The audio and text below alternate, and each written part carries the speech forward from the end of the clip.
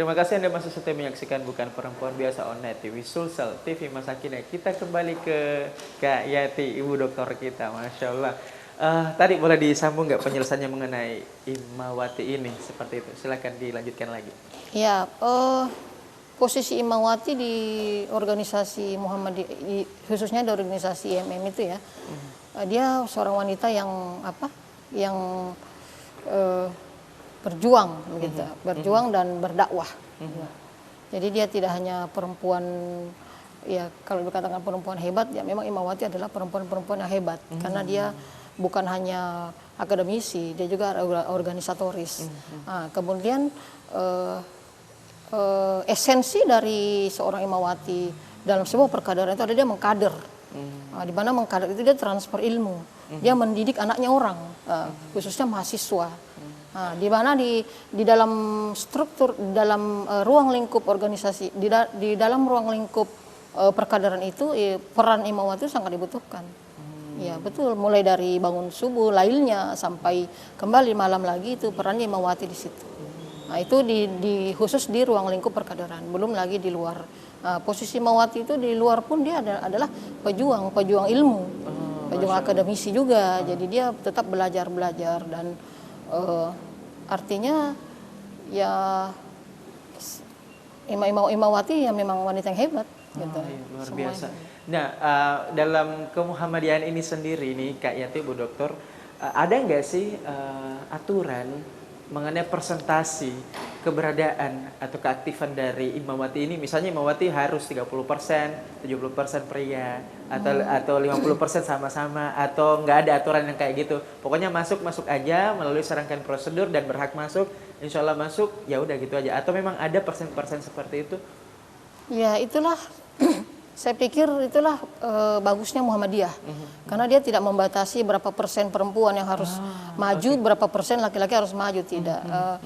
Kami samakan. Justru di Muhammadiyah itu senang sekali ketika ada kader-kadernya yang memiliki intelektual yang tinggi, tidak terkhusus dia harus laki-laki dan perempuan, tidak. Jadi mau perempuan maju selama dia bisa dan tetap berjalan sesuai Al-Quran dan Sunnah, itu go saja seperti itu, dan malah disupport oleh ayahanda dan pimpinan Muhammadiyah itu luar biasa mensupport kader-kadernya di bawah, yang ingin berkarir, yang ingin belajar, bekerja. Dan sekedar informasi bahwa kader-kader Muhammadiyah itu ya tidak hanya sampai di situ saja mengkader, tidak. Dia tetap menjalin lini keluar, menjalin kerjasama di luar. Contohnya tetap bekerja, dia bagaimana ketika dia berada di pada institusi tertentu, dia tetap mengkader gitu. Mengkader artinya teman-teman dekatnya, ataupun ada memang pertemuan khusus, kajian khusus, dia tetap melakukan itu. Jadi tidak hanya pada saat perkaderan saja.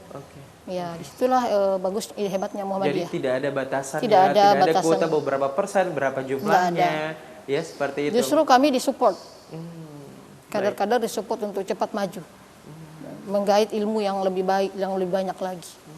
Oke, kalau di kemuhammadiyahan ini sendiri ya, Kak Yati, itu boleh tahu nggak sih divisi-divisinya apa saja sih yang ada di dalam seperti itu?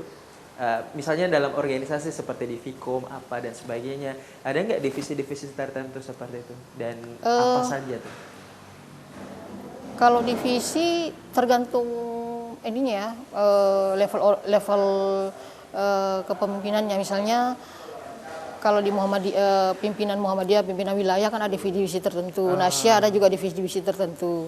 Di Fikom juga ada divisi-divisi tertentu. Ada kabit ini, sekbid ini, departemen ini, begitu. Jadi setiap ortom ada, karena Muhammadiyah memiliki banyak ortom. Betul. Iya, ada Nasya, ada Asia, ada IMM juga, ada IRM. Jadi sangat luas ya? Luas banget ya. Usahanya juga luas. Betul.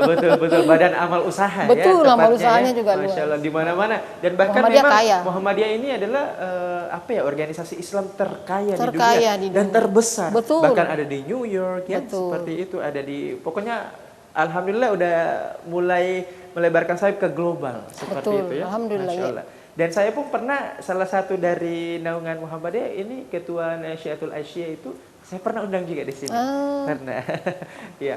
Nah, kalau kita tarik lagi nih Kak, kita berbicara mengenai personalnya Kak Yati atau Bu Dokter ini. Kalau riwayat pekerjaan sebelum ngajar jadi dosen hari ini, sebelumnya kerja apa saja nih Kak Yati? Ketika kalau ditanya soal pekerjaan ya mengajar ya, khusus mengajar, saya dari masih S1 saya sudah ajar kursus-kursus. Privat maksudnya? Privat kursus. Okay. Kemudian ini perjalanan ya, ngajar privat ke rumah, kemudian pernah juga mengajar di Barombong kalau malam ya.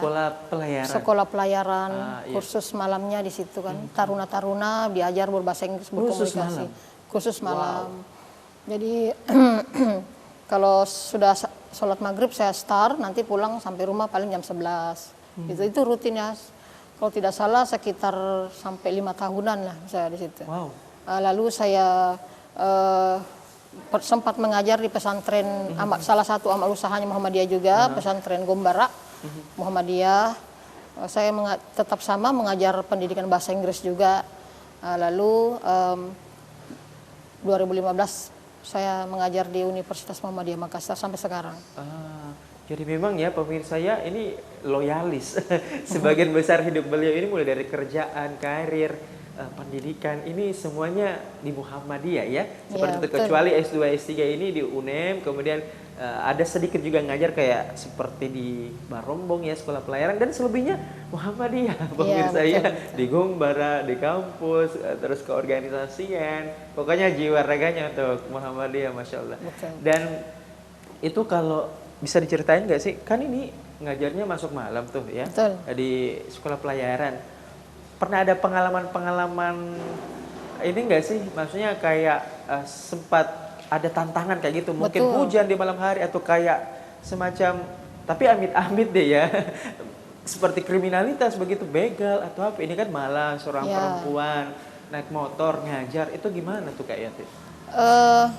Kalau pengalaman saya pribadi yang pernah saya alami itu, saya pernah berangkat mengajar itu memang sudah hujan, hujan deras, dan saya harus lalu itu karena tanggung jawab.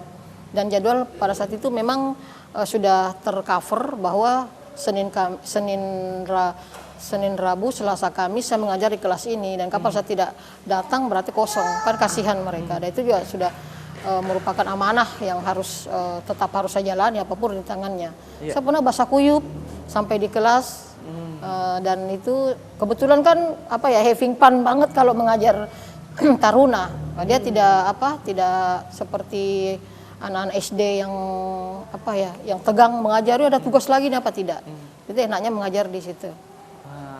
Ini saya akan ulas lagi pemirsa, tapi we'll be right back after this. Tetaplah di Bukan Perempuan Biasa.